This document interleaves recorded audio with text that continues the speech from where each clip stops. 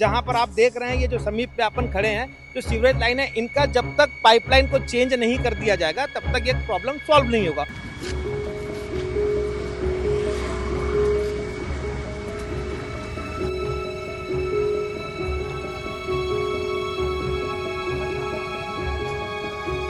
अधिकारी को तो अपने जेब से पैसा देना नहीं है, किसी के सैलरी से पैसा देना नहीं है, तो क्या कारण है जब बीएसपी प्रबंधन के पास पर्याप्त मात्रा में इंफ्रास्ट्रक्चर पर खर्चा करने के लिए फंड है तो उसको फिर जमीन पे क्यों नहीं लाया जाता?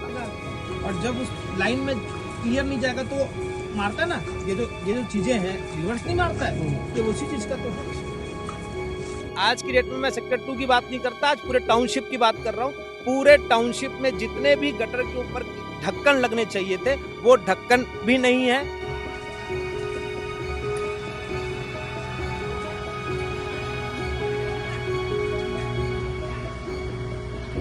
कब से ये सीवरेज लाइन बने हुए हैं और आज तक इनको चेंज करने के लिए या फिर इसमें जो भी जर्जर स्थिति है उसको ठीक करने के लिए एक पैसा भी खर्चा नहीं किया गया।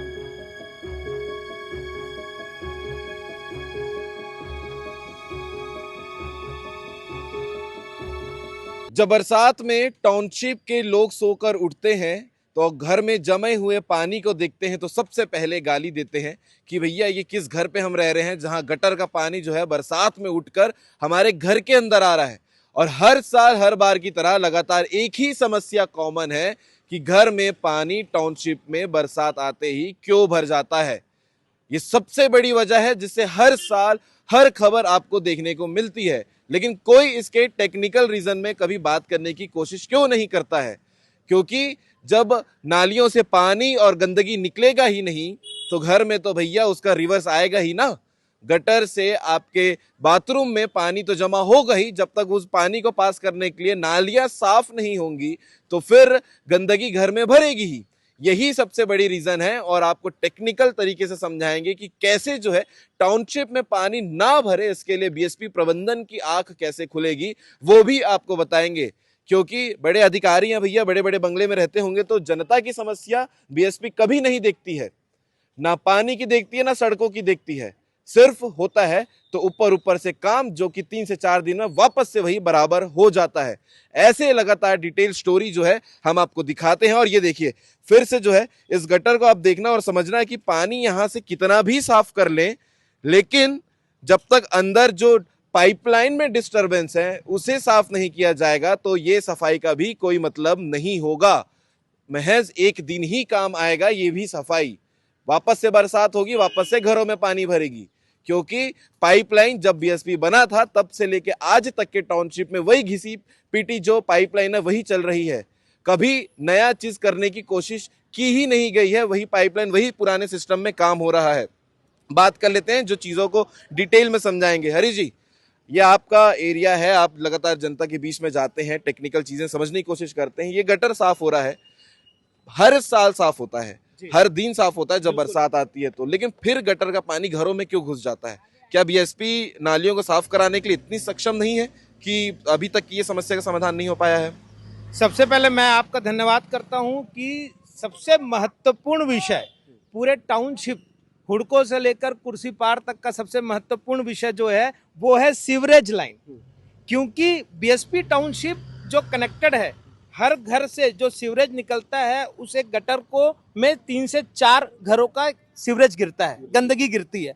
फिर वो गंदगी पाइपलाइन के थ्रू जाती है मुख्य गटर में, फिर वहां से वो पास आउट करते हुए आगे तक जाती है। इसका मतलब आप इस पॉइंट से बहुत बेहतर समझ रहे हैं कि कहीं मेरे मुख्य मार्ग में और मेरे घर से जो निकल रही है गंदगी उसके बीच में कहीं भी ब्लॉकेज होगा तो ऑटोमेटिक वो जो गंदगी है फिर मेरे घर के लैट्रिन से बाथरूम से वो ऑटोमेटिक वापस आएगी।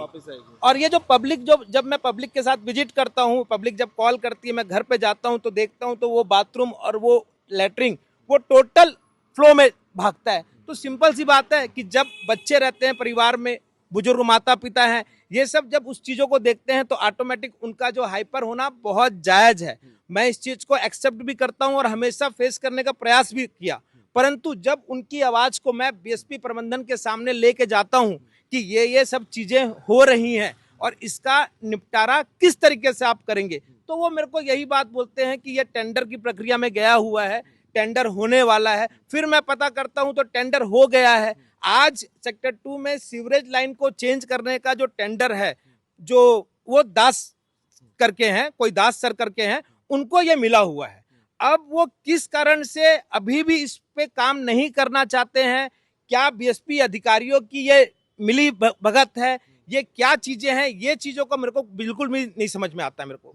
टेंडर जो है ये काफी लंबे समय से चल भी रहा होगा, पिछले साल, उसके पिछले साल, ये कब से हो रहा है? टेंडर वाली बात कब से निकल गई? देखिए, टेंडर वाली बात मैं विगत 5 से 6 साल से सेक्टर 2 में विजिट कर रहा हूं, और यहाँ पर बंजारे सर भी थे पहले चार्जमैन, और अभी विगत वर्तमान में जैन सर भी है। उनसे भी जब मैं बात किया तो उन्होंने मेरे को बोला है कि हाँ, सेक्टर 2 के मुख्य जो सीवरेज लाइन है, जहां पर आप देख रहे हैं ये जो समीप पे अपन खड़े हैं, जो सीवरेज लाइन है, इनका जब तक पाइपलाइन को चेंज नहीं कर दिया जाएगा तब तक ये प्रॉब्लम सॉल्व नहीं होगा। और इसका मैंने वर्क ऑर्डर भी कर दिया है। का नहीं, ये पूरे टाउनशिप में है। ये मैं बार बार बताना चाह रहा हूं कि सीवरेज लाइन और घरों का के सामने में जो नाला है, ये दोनों टेक्निकल अलग अलग चीजें हैं।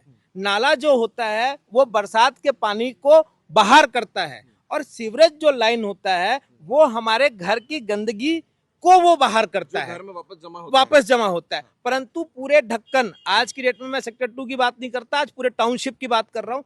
पूरे टाउनशिप में जितने भी गटर के ऊपर ढक्कन लगने चाहिए थे, वो ढक्कन भी नहीं है। इनका भी बार बार मैं जब कंप्लेन किया हूँ, इसमें कितनी गायों की हत्या हो चुकी है, सांड गिर चुके हैं, गाय गिर चुके हैं, परंतु आज तक भी बीएसपी प्रबंधन नहीं पता। मुझे ये समझ में नहीं आता है कि अधिकारी को तो अपने जेब से पैसा देना नहीं है, किसी के सैलरी से पैसा देना नहीं है, तो क्या कारण है जब बीएसपी प्रबंधन के पास पर्याप्त मात्रा में इंफ्रास्ट्रक्चर पर खर्चा करने के लिए फंड है, तो उसको फिर जमीन पे क्यों नहीं लाया जाता।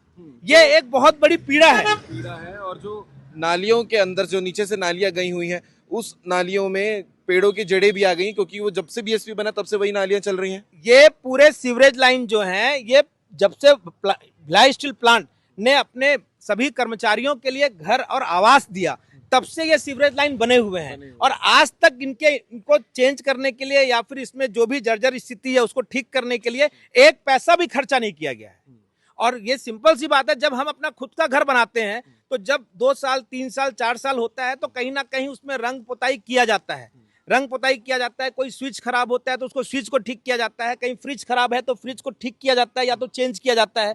तो जब वो चीजें हमारे घर में हम उसको फॉलो करते हैं, तो बीएसपी प्रबंधन को ये बात समझ में नहीं आ रहा है कि टाउनशिप में कहीं आपका सीवरेज लाइन बना हुआ है तो कहीं उसमें दिक्कत आ रही है, तो वो हमारा पैसा नहीं है, यही एम्प्लॉय का पैसा है। यही एम्प्लॉय प्लांट में जाके काम करते हैं, और इन्हीं एम्प्लॉय के जो परिवार है वो यहाँ पर रहते हैं।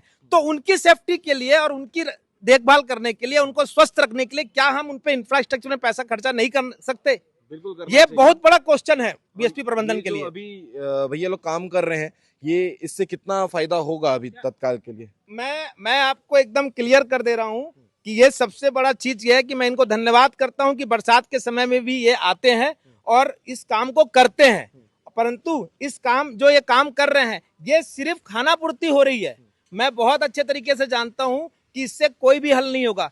सड़क 1 से लेके 9, 10, 11, 12, 13, 14 ये पूरे चीजों का लोड इस गटर लाइन में है, और इसमें जड़ आ चुकी है, और इसको पाइपलाइन जब तक चेंज नहीं करेंगे तब तक एक बार क्या तार मारो, 1000 बार तार मार लो, लाख बार तार मार लो, तो भी ये प्रॉब्लम सॉल्व नहीं होगा। कहीं एक दिन का भी इलाज नहीं है। ये तार मार के अपनी ड्यूटी के समय में 5 बजे के बाद चले जाएंगे। आप 5 बजे के बाद फिर सड़क 11 जाइए, 12 जाइए, 14 जाइए, 9 जाइए, सब लोग यही बोलेंगे कि अभी तक सीवरेज लाइन क्लियर नहीं हो पाया। तो फिर क्या कारण है, फिर तार मारने का क्या मतलब? देखा जाए तो अंततः जो है, जब तक पाइपलाइन में बदलाव नहीं होगा तब तक ये समस्या रहेगी। हाँ, जब तक मुख्य गटर लाइन के जो पाइपलाइन जो हैं उनको नहीं चेंज किया जाएगा तब तक इसका निवारण इम्पॉसिबल है। कोई चांस नहीं। और बीएसपी प्रबंधन कहीं बोलती है कि ये हम ठीक कर लेंगे, तो मैं आपको दावा करता हूं कि कहीं बीएसपी प्रबंधन ठीक कर लेगी तो जो बोल देंगे वो करने के लिए तैयार हूं मैं, कहीं इनको पाइपलाइन को बिना चेंज किए। ठीक है, तो ये आप समझ सकते हैं कि जो समस्या आपने देखा है, ये गटर है, इसके अंदर से पाइपलाइन गई हुई है, जो हर एक जनता यहाँ रहती है उनके बाथरूम से होते हुए ये सब मेन गटर पे गंदगी पहुंचती है। लेकिन जब तक ये अंदर की चीजें साफ नहीं होंगी, वही पुराने जो 50 साल पुराना 60 साल पुराना नाली गया हुआ है अंदर से, वो जब तक रिनोवेशन नहीं होगा, नए तरीके से नहीं बनाया जाएगा, तब तक हर बरसात में ये समस्या बीएसपी टाउनशिप में रहने वाले लोगों को सहना पड़ेगा और परेशान होना पड़ेगा, और फिर सुबह उठने के बाद इसी उदास के साथ रहना पड़ेगा कि हम किस क्वार्टर में बीएसपी के रह रहे हैं।